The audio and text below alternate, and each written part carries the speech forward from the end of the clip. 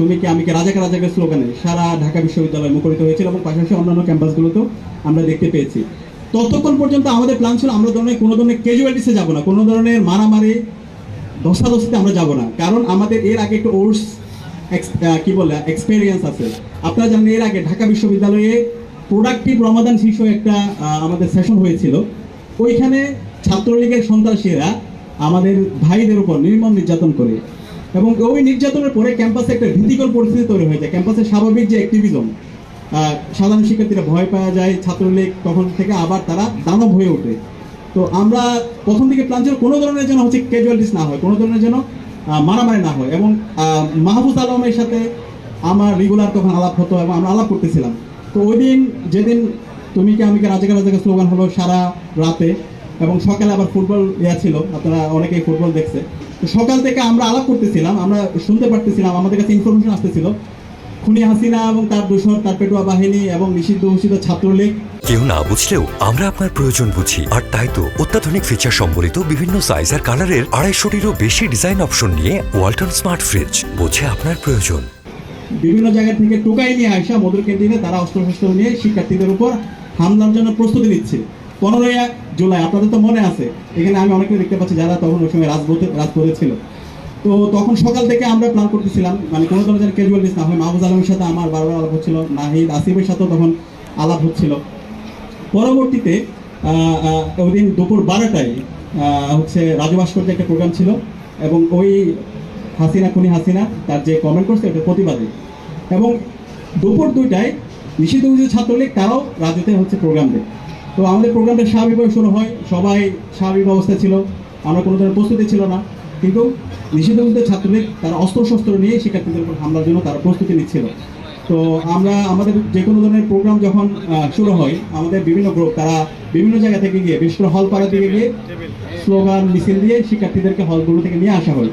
তো ওই দিনে দুপুরের তখন সম্ভবত 1:40-45-এর দিকে যখন হল পাড়ার দিকে আমাদের একটা টিম তারা হচ্ছে স্লোগান দিচ্ছিল, তারা ডাকতেছিল শিক্ষার্থীদেরকে, তখন ছাত্রলীগের সন্ত্রাসীরা আমাদের ভাইদের ওপর বোনদের ওপর হামলা করে।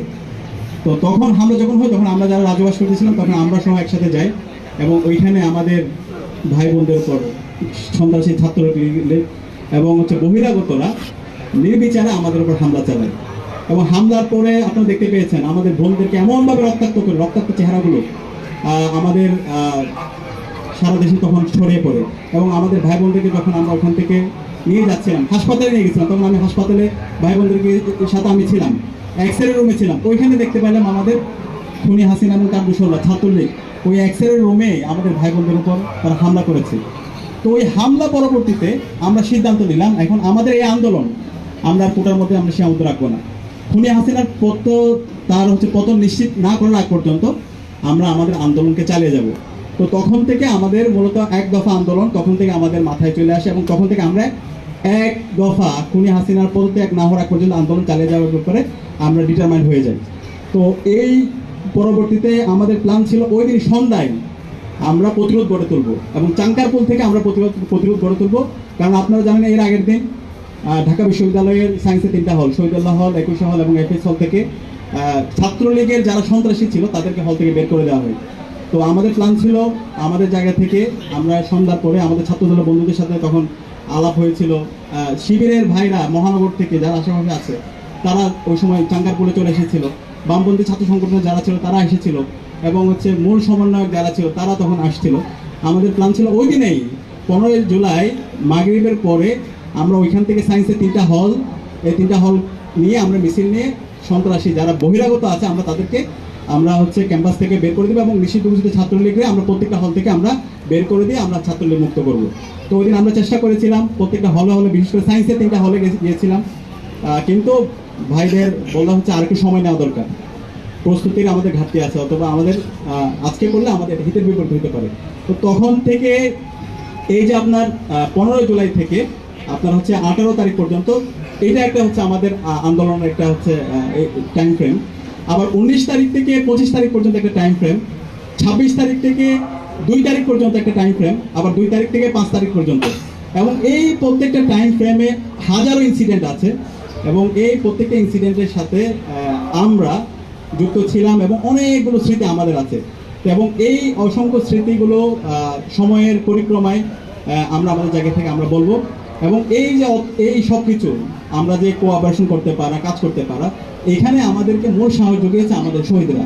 এবং যে 15 তারিখের যে ঘটনা, 15 তারিখের যে হামলা, এই হামলার মাধ্যমে আলটিমেটলি আমাদের খুনি হাসিনার পতনকে ত্বরান্বিত করতে আমাদেরকে সহায়তা করে।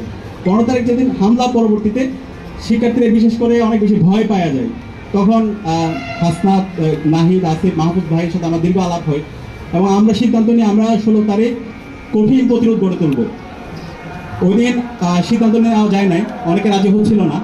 পরবর্তী দিন 16 জুলাই সকালবেলা আমরা দীর্ঘ সময় মিটিং করি এবং পরবর্তী সিদ্ধান্ত হয়, প্রথমে সিদ্ধান্ত হয়েছিল আমরা শাহবাগে করব এবং ছাত্রলীগ একই সময়ে তারা দুপুর 12টায় হচ্ছে রাজু ভাস্কর্যে তারা প্রোগ্রাম দিয়েছিল।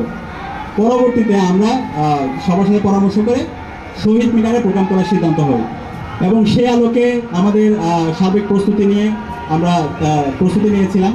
এবং সেদিন ঢাকার বিভিন্ন প্রান্ত থেকে আমাদের এই বোনদের রক্তাক্ত চেহারাগুলো দেখে তারা সবাই শহীদ মিনার অভিমুখে তারা রওনা হয় এবং প্রত্যেকটা হল থেকে ছাত্রলীগের, নিষিদ্ধ ছাত্রলীগের রক্তচক্ষুকে উপেক্ষা করে সবাই তারা হলো শহীদ মিনারে তারা একত্রিত হয়। এবং ওই দিন আপনারা দেখতে পাইছেন চাঙ্গারপুলে খালিদ সেলিমের গুন্ডারা তারা হলো বিভিন্নভাবে হচ্ছে ওখানে হচ্ছে তারা গোলাগুলি, তারা আমাদের ভাই বোনদেরকে হচ্ছে নির্মমভাবে গুলি করছে। এবং একই সাথে আমরা মব, ওই সময় হচ্ছে আমাদের স্ট্র্যাটেজিক প্ল্যান ছিল সায়েন্স ল্যাবের ওখানে সকাল 9টা থেকে ঢাকা কলেজের আমাদের ভাইরা এবং আশেপাশে যে কলেজের ভাইরা ছিল তারা একত্রিত হয়েছিল। একই সাথে আমাদের নটরডেম কলেজের আমাদের ছোট ভাইরা তারা রাস্তা নেমে পড়েছিল। তো এর মাধ্যমে পুরো আন্দোলনটা তখন একদম তুঙ্গে উঠে যায়। এবং ওই দিন যখন 16 তারিখের শহীদ মিনারে ওই প্রোগ্রামটা হচ্ছিল, তখন আমরা খবর পেলাম আমাদের রংপুরে আমাদের আবু সাইদ ভাই শহীদ হয়েছে, চট্টগ্রামে আমাদের ওয়াসিম ভাই শহীদ হয়েছে এবং শান্ত ভাই সহ সারা দেশে মোট 6 জন ভাই শহীদ হয়েছে। তখন আমরা ডিটারমাইন, আমরা আর কোনোভাবে এই শহীদের সাথে বিট্রে করতে পারি না। খুনি হাসিনার পতন নিশ্চিত করে আমরা আমাদের এই আন্দোলন সমাপ্ত করব, এর সাথে কোনো ধরনের নেগোসিয়েশন চলবে না। এবং পরবর্তী দিন কর্মসূচি কী দেওয়া যায় এটা নিয়ে আমরা দীর্ঘ আলাপ করলাম। তখন আমরা সিদ্ধান্ত নিলাম আমাদের পরবর্তী দিনের কর্মসূচি আমরা দেবো হলো কফিন মিছিল। এবং এই কফিন মিছিলের জন্য আমরা ক্যাম্পাসে হচ্ছে কফিন ঢোকাবো এবং এগুলোর উপর পতাকা, জাতীয় পতাকা। তো এটা কীভাবে করছে এটা নিয়ে আমি বিভিন্ন জায়গায় বলছি, এটা ঢুকাতে আমাদের প্রচুর ব্যাগ পেতে হয়েছিল। তো পরবর্তী দিন 17 জুলাই কফিন মিছিল এবং ওইখানে হামলা হয়।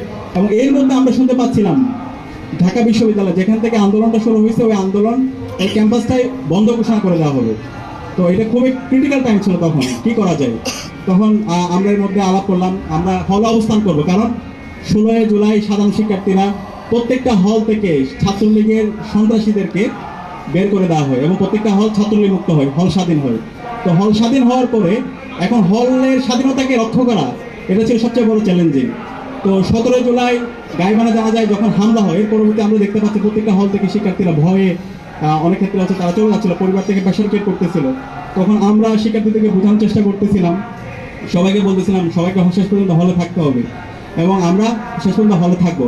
এবং হলে যেন আমাদের সুরক্ষা এনশিওর করা হয়, শিক্ষকদের সাথে আমরা যোগাযোগ করেছিলাম, সাদা দলের শিক্ষক, বামপন্থী যারা শিক্ষক নেটওয়ার্ক স্যারদের সাথে আমরা কথা বলেছিলাম। স্যারদেরকে রিকোয়েস্ট করেছিলাম আপনারা আসেন, আমাদের প্রত্যেকটা হলে গিয়ে আপনারা অবস্থান করেন। শিক্ষার্থীরা এরকম অনিরাপদ অবস্থায় তারা কোথায় যাবে, কারণ আপনারা যারা ওই সময় মাঠে আপনারা সবাই ছিলেন, ছাত্রলীগের সন্ত্রাসীরা তারা শাহবাগে অবস্থান করছিল, শাহবাগ দিয়ে যারা যাচ্ছিল তাদেরকে নির্মম নির্যাতন করতেছিল। কাটাবনের ওইখানে ছিল, নীলকেতের ওইখানে ছিল, প্রত্যেকটা জায়গায় পলাশির ওইখানে ছিল।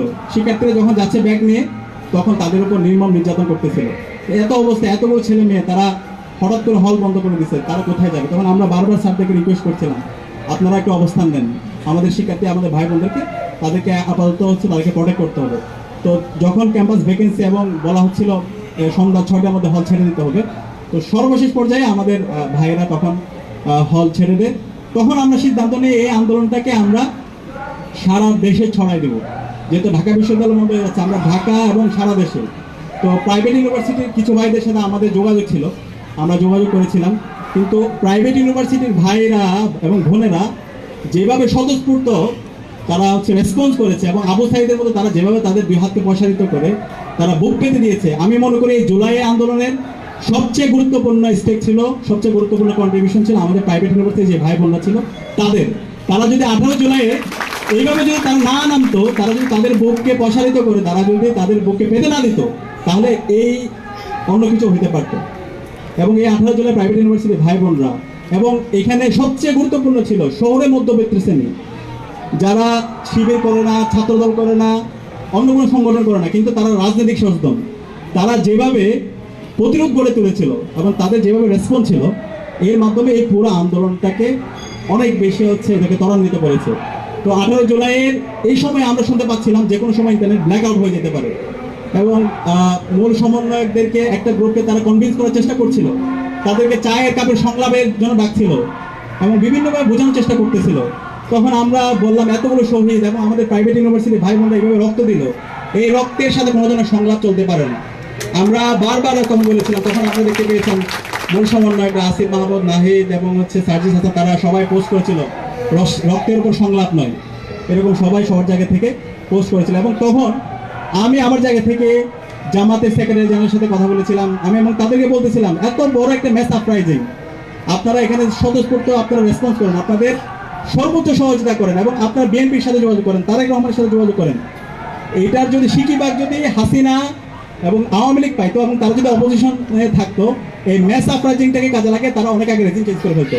আপনারা একটু নামেন, আপনারা আমাদেরকে হেল্প করেন, ছাত্ররা আমরা আপনাদেরকে তাকিয়ে আছে, আপনারা আমাদেরকে সহায়তা করেন। তো উনি ওনার জায়গা থেকে চেষ্টা করছে এবং ওনাদের এখানে হিউজ কন্ট্রিবিউশন ওনাদের জায়গা থেকে ছিল। এবং আমরা শুনতে পাচ্ছিলাম যে কোনো সময় ইন্টারনেট ব্ল্যাক আউট হয়ে যেতে পারে। তখন ইন্টারনেট ব্ল্যাক আউট হয়ে গেলে কী করতে হবে তার প্রস্তুতিও আমরা নিয়ে রেখেছিলাম। আমরা তখনই 9 দফার এই যে খসড়া, আমাদের একটা গ্রুপ ছিল, অনেকগুলো গ্রুপের সাথে আমরা কানেক্টেড ছিলাম। তো তখন এই 9 দফার খসড়াগুলো আমরা তখন তৈরি করেছিলাম এবং 9 দফাগুলো এমনভাবে তৈরি করা হয়েছে, এখানে নেতা থাকুক আর না থাকুক যেন আন্দোলনটা চলতে থাকে। তো ওইভাবে 9 দফাগুলো তৈরি করা হয়েছে। তো 18 জুলাই সম্ভবত 8:40 দিকে সম্ভবত এরকমই, তখন ইন্টারনেট ব্ল্যাক আউট। এর আগ পর্যন্ত আমার আসিফ মাহমুদের সাথে আমার কথা হয়, তখন আমরা কর্মসূচি করতেছিলাম কী দেওয়া যায় এবং কমপ্লিট শাটডাউন এটা অব্যাহত থাকবে এবং কর্মসূচি আর কী দেওয়া যায় এগুলো নিয়ে আলাপ হচ্ছিল। ওই সময় হঠাৎ করে ইন্টারনেট ব্ল্যাক আউট হয়ে গেছে এবং ইন্টারনেট যখন ব্ল্যাক আউট হয়েছে, আপনারা ফিল করছেন কিনা, হঠাৎ করে দুনিয়া অন্ধকার। এখন তো আমরা মোটামুটি একটা মেসেজ ধুম করে পাঠিয়ে দিচ্ছি আমেরিকাতে, যেখানে আছে কমিউনিকেশন খুব ইজি। যখন ইন্টারনেট ব্ল্যাক আউট হয়ে গেল, মনে হচ্ছে কি হচ্ছে না হইতেছে কিছু বুঝতেছি না, মুহূর্তের মধ্যে ডিসকানেক্ট। এবং এই আন্দোলনটা পুরোটা ছিল সোশ্যাল মিডিয়া বেস। সোশ্যাল মিডিয়ায় যে কোনো বিষয়ে কোথায় কিছু হলে সাথে সাথে এটা আপডেট আমরা পাচ্ছিলাম। কিন্তু যখন ইন্টারনেটে ব্ল্যাক আউট হয়ে গেল এবং কারফিউ জারি হলো, তখন সব কিছু ডিসকানেক্ট। তো তখন অফলাইনে যোগাযোগ করার চেষ্টা করলাম, নাম্বারগুলো বন্ধ পাচ্ছি, যাদেরকে ফোন দিচ্ছি। তো পরবর্তী দিন 19 তারিখ, তখন আমরা সকালে চেষ্টা করতেছিলাম, আমরা সকাল থেকে রিচ করতে পারতেছিলাম না। পরবর্তীতে প্রথমে আমার মোসাদ্দেকের সাথে কথা হয়, সে সহ সমন্বয়ক ছিল, সে মোহাম্মদপুরে ছিল, আমি ফোন দিই। পরবর্তীতে তাকে কাঁটাবনের এদিকে আসতে বলি, ওখানে একটা অফিস ছিল, ওখানে আমরা বসি। এরপরে চেষ্টা করছিলাম, পরে আব্দুল কাদেরের সাথে কথা হয় এবং আব্দুল কাদেরকে আমরা ইনফর্ম করি। আমার সাথে তখন ঢাকা বিশ্ববিদ্যালয় শিবির এখন বর্তমান সভাপতি সৈয়দ মাহমুদ ফরহাদ ছিল, সাথে সিবগাতুল্লাহ ভাই ছিল সাবেক সভাপতি, আমরা আরও 5-6 জন ছিলাম। তো আমরা বসে এই 9 দফাগুলো তখন ড্রাফট করি। এরপর আব্দুল কাদেরকে বলি, আব্দুল কাদের রাজি হয় এবং তার কিছু ইনপুট সে এখানে দেয়। তখন আব্দুল কাদের যে সাহস অবস্থান নিয়েছিল এবং সে রাজি হয়ে গেছিল, কারণ তখন এটা হলো 9 দফা, কারণ আমি একটা প্রেস রিলিজ যাওয়া, তখন এটা আগুন নিয়ে খেলা করার মতো। তো সে যে সাহসের পরিচয় দিয়েছিল, তো এটা অবশ্যই এই আমাদের পুরো আন্দোলনের একটা গুরুত্বপূর্ণ একটা সেগমেন্ট ছিল। তো আব্দুল কাদেরকে বলার সাথে সাথে আব্দুল কাদের রাজি হয়ে গেছিল। তো পরবর্তীতে আমরা 9 দফাগুলো তৈরি করার পর অফলাইনে টেক্সট করে প্রথমে তাকে পাঠানো হয় এবং ফোনে বলা হয় এবং এর নামে এই সবার কাছে যাবে, এটা কনফার্ম করা হয়।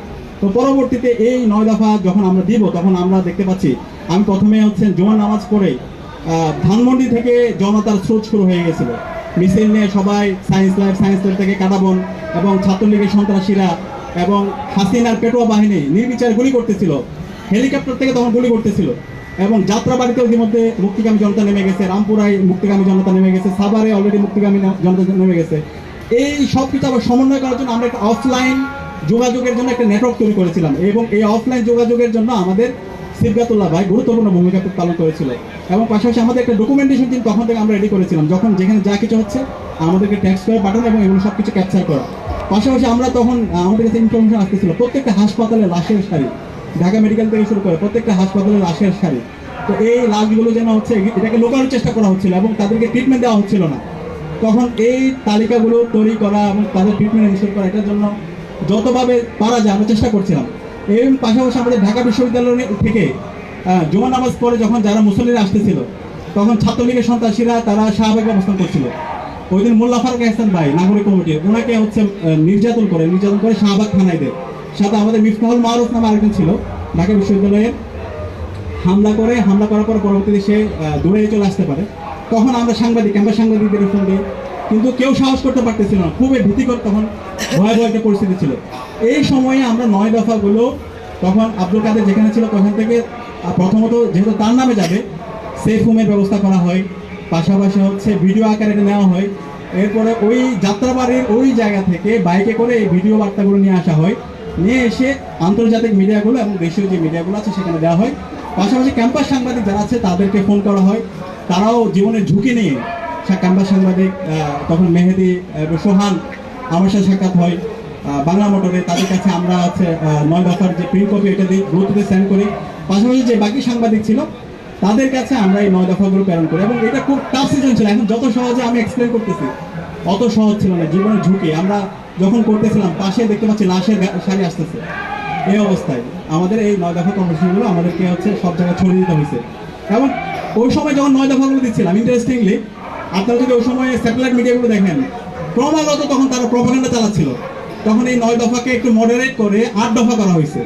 8 দফা করে হাসিনার ছাত্র হত্যার দায়ে নিয়ে কোন হাসিনা জাতির সামনে প্রকাশ্যে ক্ষমা চাওয়া এই অংশটাকে বাদ দিয়ে তারা 8 দফা তৈরি করে, যেটার মাধ্যমে তার আলটিমেটলি তার মস্তবে কিছু হবে না অথবা তার পার্টির কিছু হবে না, এবং এই 8 দফাকে তারা বিভিন্নভাবে এস্টাবলিশ করার চেষ্টা করে।